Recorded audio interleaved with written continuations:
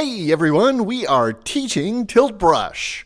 Although today, the landscape doesn't look quite the same because we're not in the Tilt Brush we know. Today we are actually looking at Google Blocks by Google, as a tool for working with Tilt Brush. So this environment is similar but a little different. The controllers are similar but a little different because we are using Blocks by Google. Now, like Tilt Brush, it's made for people to quickly and easily sketch, but we're using actual 3D shapes rather than painting with brushes. So instead of brush strokes, this is like all different versions of the hull brush where we're making shapes in the air.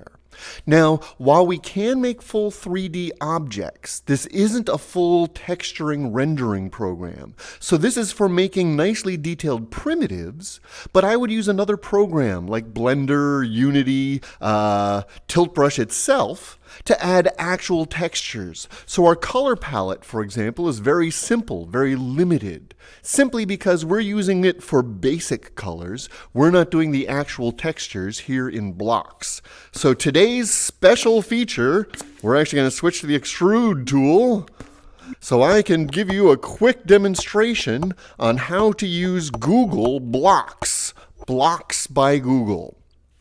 So everything we're doing is 3D, no flat brushes here. Also, we really only have two main ways of drawing. This tool I'm using right now, the center top tool, is called a stroke or extrude. Stroke tool basically lets your brush click and drag like a paintbrush, but you see that it's three-dimensional. In this case, it's sort of like a tube. Let me clear all this stuff out. And we'll look starting at these different tools here. So I'm going to start with that center tool I was talking about, stroke. This is very similar to what we're used to in Tilt Brush. Now to change the size and shape, see how it's sort of a circle right now, we still have standard controller use. We've got our thumbs, we've got two buttons, triggers, and grips. So regardless of which type of headset controllers you're using, we are going to use the same controllers here. Now, one of the disadvantages of Blocks is it is a fairly old program. Whereas Tilt Brush is getting updated on a regular basis, Blocks hasn't changed very much in the last year or so. The disadvantage being we don't have index controller support. It's just standard controller support. Advantage is it really was kind of finished. We've got a bunch of basic tools we need to make the things, so they really have focused more attention on adding Tilt Brush features than Blocks features. One of the things to make up for that, and one of the best things about Blocks, is its price. If you're using Steam, and now that our Oculus users can use the link to get into Steam, Blocks is a free program. So no matter whether or not you like it or not, you can get your money's worth out of it. Give it a try, see if it allows you to do what you need to do. So with this stroke tool, you can see it's painting like in Tilt Brush. Wiggle your hand around. Now, we can use the your thumb, to change the way that controller looks. So you can see it's sort of a circle right now. If I use my thumb left and right, you can see how it changes the shape of this brush. It's now a square or a triangle, that type of thing. So you can actually choose a variety of different shapes when you draw your shape. Likewise, moving your thumb up and down changes the size of this. So I can make it a little bit bigger. So now when I paint, you can see it's a rectangular shape, but it's the way I naturally paint. So it's like I'm painting air duct, that type of thing. So a lot of the control is similar to what we're used to in Tilt Brush, where we choose our brush and then we paint naturally in the air as we see fit. Just like our Tilt Brush has an undo, we've got this controller to do undo as well.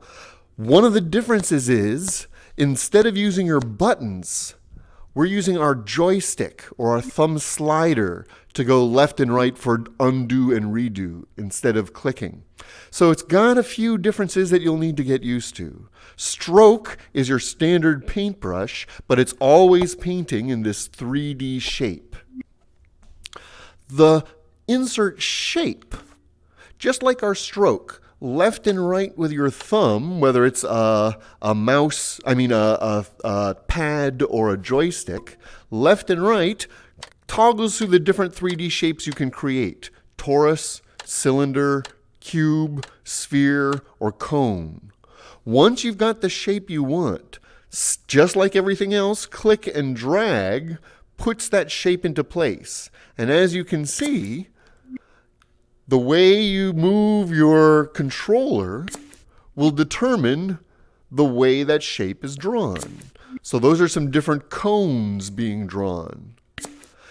Once something is in place, we will be able to move it around, change it, just like everything else, but this is for simply drawing pieces. With cones, you can see it's just different cones, and as you move your mouse, it's changing the size and shape of the base of this cone, from wide to tall to narrow, that type of thing. Drawing cones. Drawing cubes, from cone then becomes sphere. Sphere, you can see how it squishes, it distorts. We can make it very big, or we can make it a flat disc. The way you move your controller determines the size and shape of this sphere. For those of you who want to keep perfect spheres and things, we can get the other mouse involved here. If I hold down this trigger, when I draw the shape, it keeps proportion on that shape. So even if I move this controller out of proportion, you can see the sphere stays a sphere. Now my camera is a little squished. As an older program, it doesn't work perfectly with my mixed reality thing. So you can see my controllers don't exactly line up. So you'll have to trust me, this is a perfectly sphere in the headset. But holding this trigger down lets you draw the perfect shapes. So with a cone, holding this trigger down, the base of the cone stays a circle. No matter how I move my controller, it stays oriented. So this trigger makes your shapes stay regular. Without this trigger, our shapes can become flattened, stretched, distorted any way we want. Hold the trigger for perfect, let go this trigger for oblong or odd-sized shapes. So we have cone, we have sphere, we have cube. Now with cube, with the trigger down, it'll stay a perfect cube, no matter how I move this controller. Without this trigger down, I can make long rectangles or pizza box shapes, or pull it down for cubes, tall, skinny towers, anything that's vaguely rectangular. This is just the starting shape. We can alter it later, move it around, but for drawing primitives, the cube shape is any regular 4-square face type of rectangle. You can draw them at diagonals, that type of thing, but they're going to be regular 4-sided. Cube shapes. Cylinders. Just what it says on the tin. I can do long, skinny cylinders. I can do wide, round cylinders, fat cylinders.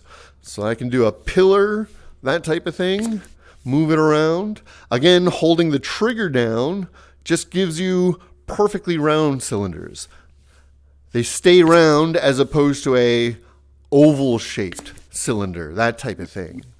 So drawing simple shapes is not that hard. And you can build up a picture made out of many simple shapes. So if I'm going to do a castle, I'll do a nice round tower, and I'll put one of those cones on top of it. Set that on top, build up a castle out of these pieces. Building up shapes and then using the other tools to move them around, customize them, that type of thing. So we've got cones, spheres, cubes, cylinders, and torus, or donut shaped. These are fun because, again, holding your trigger down, how big, what shape do you want these donuts, these toruses? And yes, indeed, holding down the trigger, they're going to stay a circle regardless of what size you make your torus. We can then grab it, move it around, that type of thing. So those are the main shape creation tools. Those will give you any basic primitive shape that we can use to build up a larger picture. So a motorcycle will have 2 toruses for the wheels, some cubes and lines and things for engines, big oblongs for the seat, that type of stuff.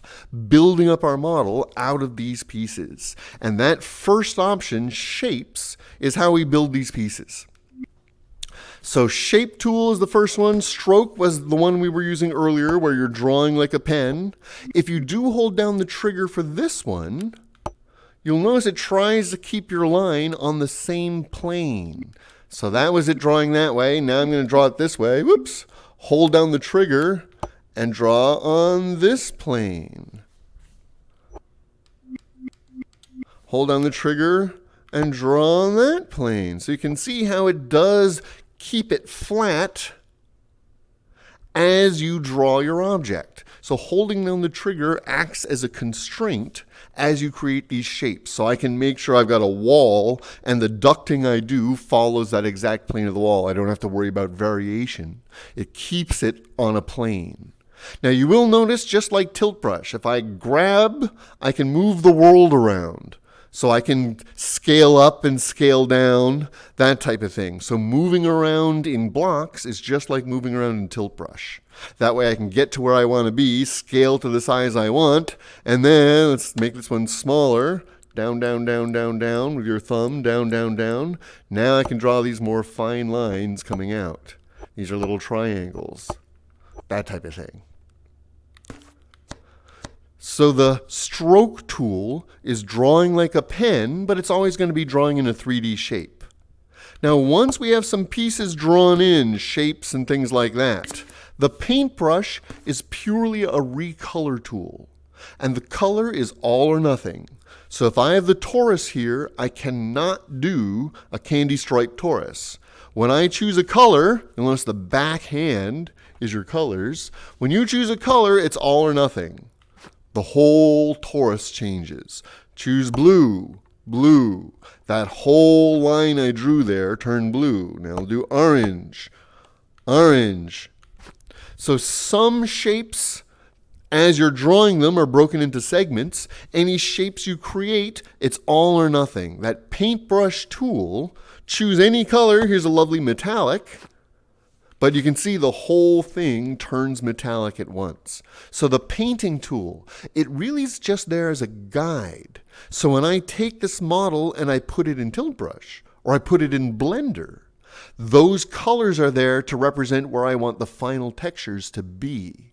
So blocks isn't texturing. The paint is just a bulk coloring, so that when I dump this into another program, I can then use that as a guide for where I want the metal, where I want the rubber, where I want the wood, that type of thing. So the paintbrush, all or nothing, simple coloration tool. Grab does indeed, if you put your mouse, you can see there's a slight color highlight. If I actually grab without the trigger, it's just like your normal tilt brush grab. But if I trigger, that's how I pick up the objects themselves. The trigger finger. So it's a little different than the selection tool in tilt brush. I use the trigger finger to move pieces around. If I want to get more than one piece at a time, if I want to grab both of these like a balloon, start grabbing out in empty space. And you can see my fist now has little bubbles. As I pass through, I've added the sphere, the torus. I've added the string. Now I've got both pieces highlighted. I can let go, and now trigger finger grabs all of those pieces. So I could build something up out of a series of shapes. Get a cylinder in here. We'll get a cone going up top over here. Well, that's something else over here. So when I switch to the grab tool, normally it's just grabbing one piece at a time. But if I start an empty space, grab you and you and you. Now when I grab any one piece, all those pieces come together. So I can make sort of a group, grab all of these pieces, and now move these pieces just like before. I can do repositioning, angle of them, that type of thing. Now, resizing is not like tilt brush. I do not use both hands to resize. While I've got it gripped, if you look at my main controller, if I move my thumb pad down, this whole section gets a little bit smaller each time I nudge down, tinier and tinier and tinier. It'll get to a limit. That little dick clicking sound, that indicates this is as small as I can make it. So if I wanted it smaller than that, well, tough. If I flick my thumb up, it makes it larger, larger, larger, larger. If I hold my thumb in place, it gets bigger and bigger and bigger, bigger and bigger and bigger. And again, when it reaches its maximum size, it'll let you know. But here's a case where I now have this giant piece. It's a little too big, a little unwieldy, so I'm going to shrink it back down to my fist.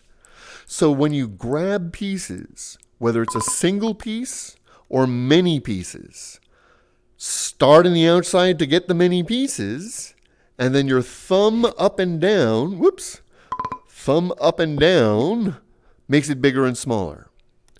When you've got pieces grabbed, the left and right on your thumb, that's our copy and that's our flip. So now that I've grabbed these pieces, if I flick my thumb that way, in this case it's to my left, it's copy. I've now duplicated it. That's not the piece I wanted. I want all of these pieces. Duplicate. Now I've got a duplicate of all of those pieces. Duplicate. Whoops. I'm going to have to re-grab. Re-grab. Duplicate. Duplicate. So we can make sure things look the same, make sure we can do multiples. So if I'm doing the front wheel and the back wheel, I can do one and make sure the other one's a perfect duplicate. This same action, going the other direction, flips it 180 degrees. So even if I move this back, you can see it's facing exactly the opposite direction.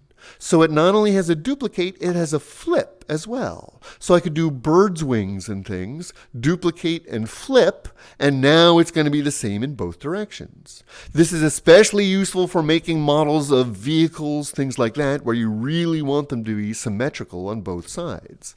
So we've got this grip, this hand tool, simple trigger finger to move individual pieces, trigger finger and pass through to grab multiple pieces. Once you've got something selected, up and down, make it bigger, smaller. Left and right, make it copy or flip. Left to copy, right to flip. Now, other tools come into play as we're working. This is just a brief overview. If you are interested for the full-on teaching blocks lessons, we can do that as well. Let us know in the comments. But this is mostly to show you how these tools work, and then we'll talk about using these pieces in Tilt Brush specifically. So I'm going to get rid of some of these pieces. The pink eraser does indeed do what you would expect it to. Whatever piece you touch and trigger gets erased. So I can hold it down and sweep around and get rid of extra pieces. Eraser does exactly what you would expect it to.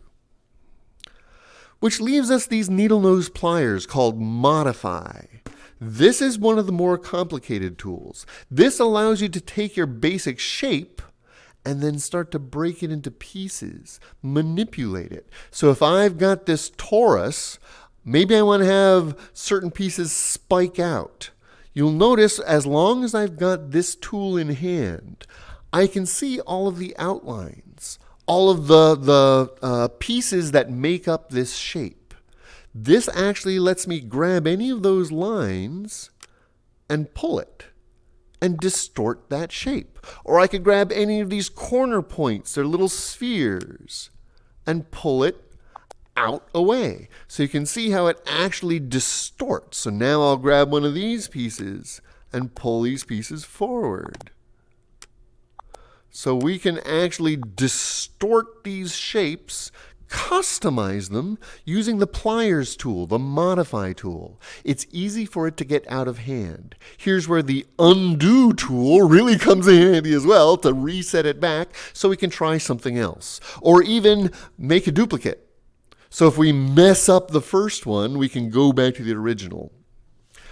When you're working, we do have a way to save our work. So if we're about to do a big experiment, we can save the way it is now. So if we completely ruin it, we can go back to the version we had before. Save actually stores it locally on your computer. Those saved files can be brought into Blender and other programs like that. We also have the option here to publish, which lets us actually put it on the internet using Google's Poly library. We've seen how you can use Poly to share sketches and things. Blocks works with Poly as well. So I can make an object here and then load it into Tilt Brush so that I can paint on textures or bring it into a larger picture. So I'll model a castle here and then bring it into Tilt Brush and paint in the environment for the castle itself. So these are the main tools of Google Blocks: building shapes, stroking lines, painting those individual pieces. Grab to move and modify and resize. Modify to actually take shapes and break them apart. Edit them. I'm going to grab this. Not only can you'll notice I can take it and I can twist it. So now it's actually a rotating thing. So the modify tool I would actually like to spend an entire lesson on, because you can take things, break pieces off, twist them around, angle them, and really stretch them to create the structure you want. Once these are built, we save them so that we can then bring them into Tilt Brush. And we're going to do this as several lessons, different ways of using these pieces, different ways of bringing them into different programs. So today's teaching Tilt Brush is actually teaching the basics of blocks so that we can then use these creations in a Tilt Brush environment. And we're going to be doing the part 2 of this where we're talking about these types of things. Just so we can find it all, these are the main tools for creating, and down at the bottom here, these are tools for working with your models and working with the environment. So these are all for building and modifying the pieces. The question mark gives you a quick tutorial, how to use it. It takes you step by step through making an ice cream cone. We'll actually do that as a separate video as well, walking through the tutorial. No, thank you. The grid icon.